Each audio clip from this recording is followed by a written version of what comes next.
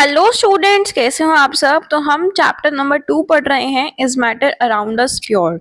सो आज हम पढ़ेंगे properties of a colloid. So we have discussed that what the colloidal solution is. So आपने अगर कोलॉइडल सॉल्यूशन की वीडियो देखनी है तो मेरी प्रीवियस वीडियो का आप चेकआउट कर सकते हैं मेरी यूट्यूब चैनल से। आज हम पढ़ रहे हैं प्रॉपर्टीज ऑफ कोलॉइड। शुरू करते हैं। A colloid is a heterogeneous mixture. अब हमें पता है कोलॉइड क्या है, हेटेरोजीनियस मिक्सचर है।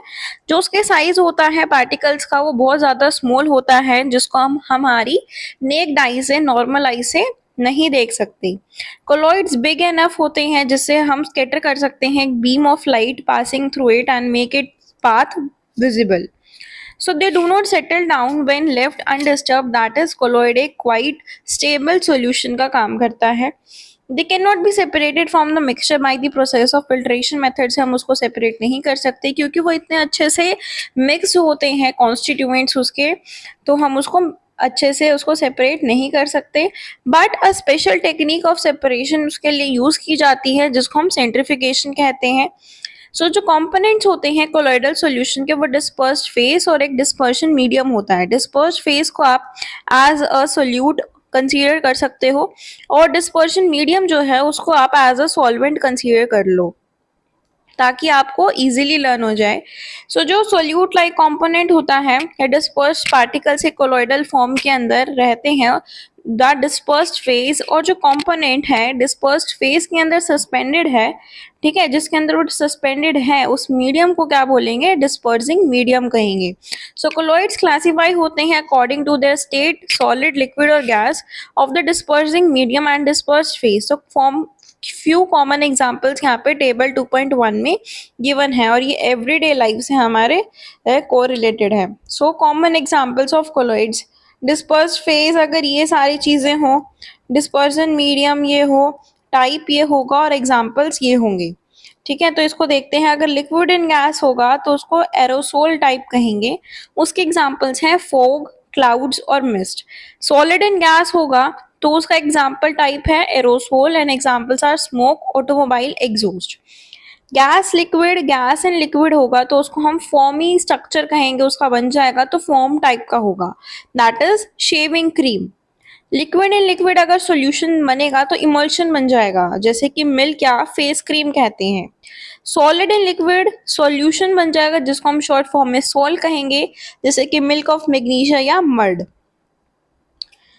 गैस इन सॉलिड तो फॉर्म स्ट्रक्चर बन जाएगा, फिर से तो फॉर्म रबर और स्पॉन्ज प्यूमिस। ये सारे इसके एग्जांपल्स हैं। आपको अच्छे से टेबल लर्न करनी होगी ब्रीफली, जैसे आपके यहाँ पे शो है, ठीक है। लिक्विड इन सॉलिड, लिक्विड अगर सॉलिड में मिक्स हो जाएगा तो एक जेली लाइक सब्सटेंस फॉर्म करेगा, so that is the type of gel. Jelly, cheese and butter. Solid in solid तो सॉलिड सॉल्यूशन बन जाएगा सॉलिड इन सॉलिड के अंदर। कलर्ड जेमस्टोन और मिल्की ग्लास इसके एग्जांपल्स होंगे particularly. Next we have physical and chemical changes. Physical and chemical changes है, previous chapter में हमने सीखा था कि फिजिकल प्रॉपर्टीज जो होती हैं वो हमने पढ़ी थी, एंड द प्रॉपर्टीज जो ऑब्जर्व की जाती हैं, स्पेसिफाई की जाती हैं, जैसे कि coloured, hardness, rigidity, fluidity, density, melting point, boiling point, ये सारी चीजें क्या कॉन्स्टिट्यूट करती हैं, they constitute all the physical properties of a particular matter or a substance।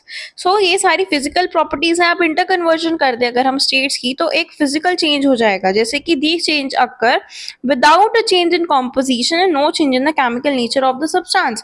Means कि अगर इंटर कन्वर्जन कर रहे हैं हम, अगर सॉलिड को अगर हम लिक्विड में चेंज कर रहे हैं तो एक फिजिकल चेंज है, लेकिन ये चेंजेस जो हो रहे हैं वो चेंज इन कॉम्पोजिशन में नहीं हो रहे और उनका कोई चेंज नहीं हो रहा केमिकल नेचर का। ऑल दो आइस, वाटर और वाटर वेपर ये सारे एक ही चीज हैं, लेकिन वो डिफरेंट फिजिकल प्रॉपर्टीज डिस्प्ले करते हैं, लेकिन केमिकली वो सेम है।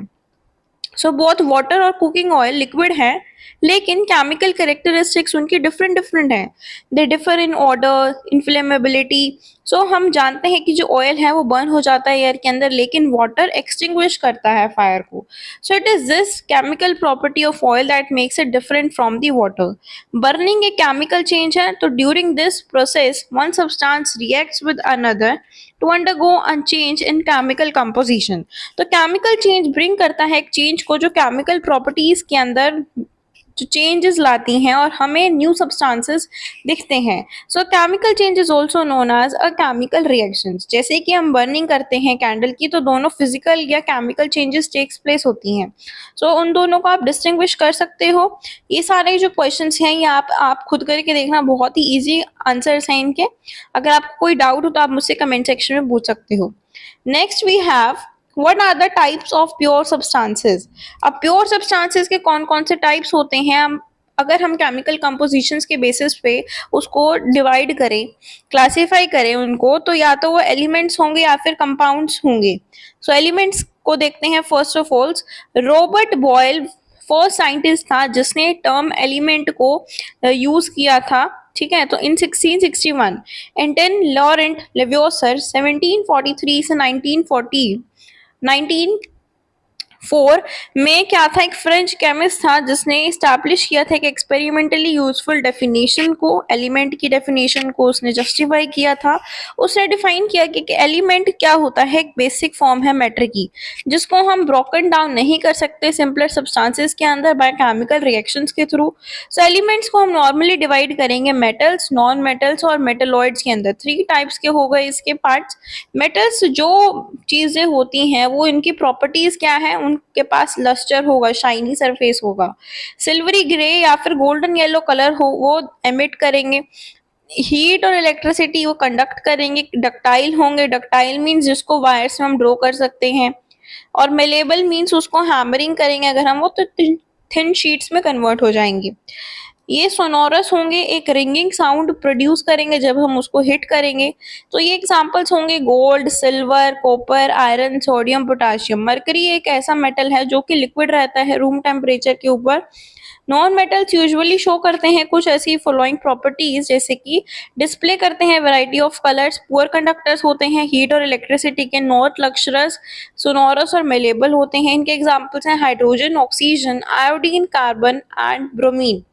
तो ये सारे कुछ एग्जांपल्स हैं इसके। और जो भी एलिमेंट्स इंटरमीडिएट प्रॉपर्टीज शो करता है इन दोनों के बीच में, मेटल्स और नॉन मेटल्स के बीच में, उसे हम क्या नाम दे देंगे, that is a third type of element, metalloids. इसके एग्जांपल हैं बोरोन, सिलिकॉन एंड जर्मेनियम। सो जो नंबर ऑफ एलिमेंट्स हैं नोन एट प्रेजेंट वो 100 से भी ज्यादा है, लेकिन 92 एलिमेंट्स नेचुरली अकरिंग है और रेस्ट मैन मेड है।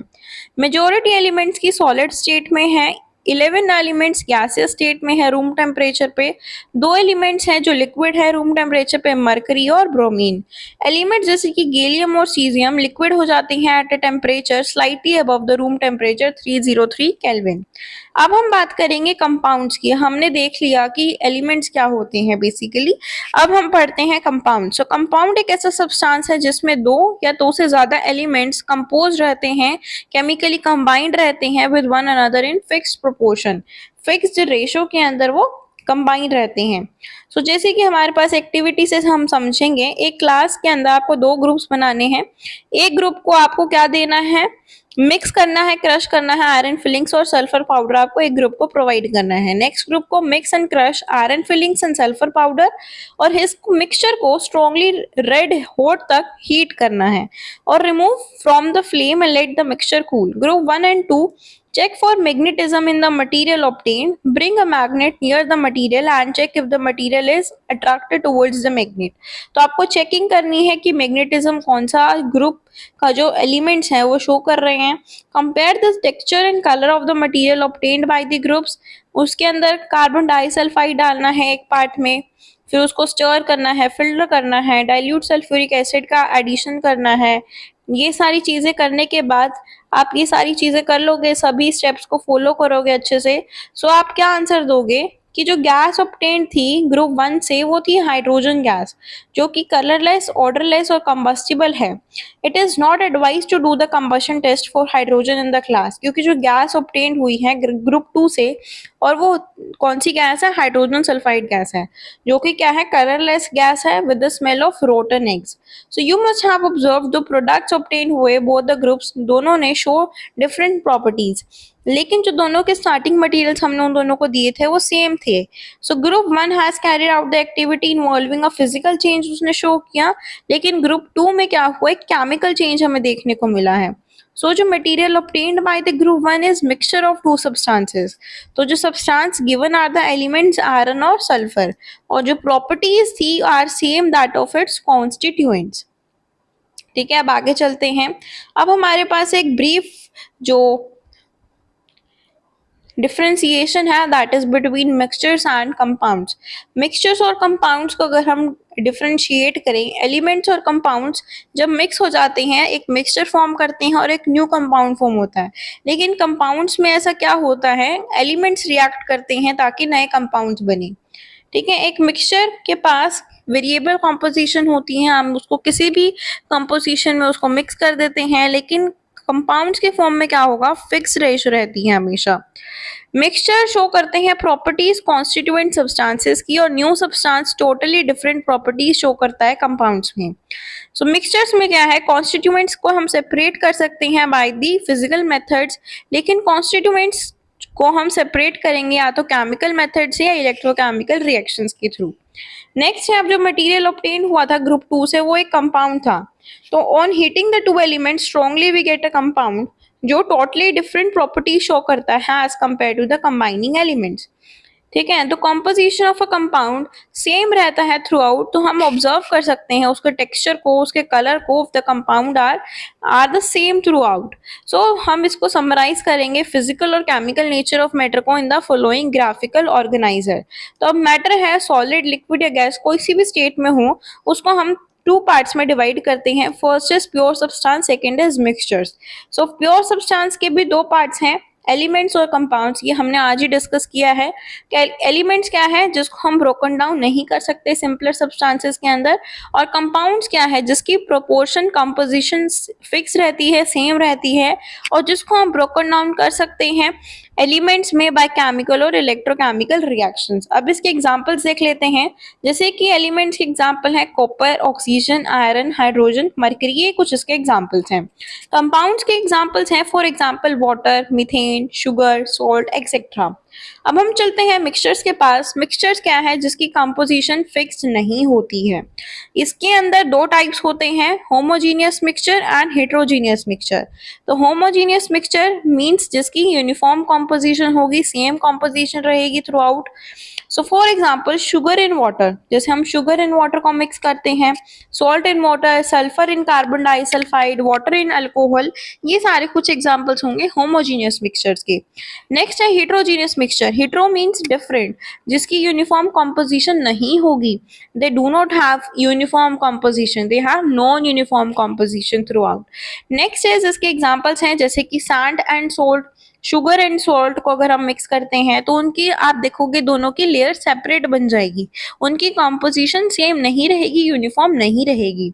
वाटर इन ऑयल, तो जैसे आप देखोगे जब भी आप एक ग्लास लेना, उसके अंदर वाटर फिलअप करना और बाद में एडिशन करना आप ऑयल का। ठीक है, इसके अंदर आपका वाटर है और ऊपर से आपने ऐड कर दिया ऑयल। तो जब आप ऑयल फिलअप करोगे इस ग्लास के अंदर तो आप देखोगे कि ऊपर ऑयल की एक लेयर बन जाएगी। तो वो क्या हुआ, एक हेटेरोजीनियस मिक्सचर हुआ, क्योंकि ऑयल की तो एक अलग सेपरेट लेयर बन गई, वो उसके अंदर मिक्स नहीं हुआ। So that is the kind of an example of heterogeneous mixtures. ठीक है, तो हमारा ये चैप्टर क्या हुआ है, till now we have completed this chapter number 2। So next video हम चैप्टर 3 को शुरू करेंगे। So till then stay tuned for the next video chapter, and if you like my videos please do like, share and subscribe to my YouTube channel for more such related videos. Thank you.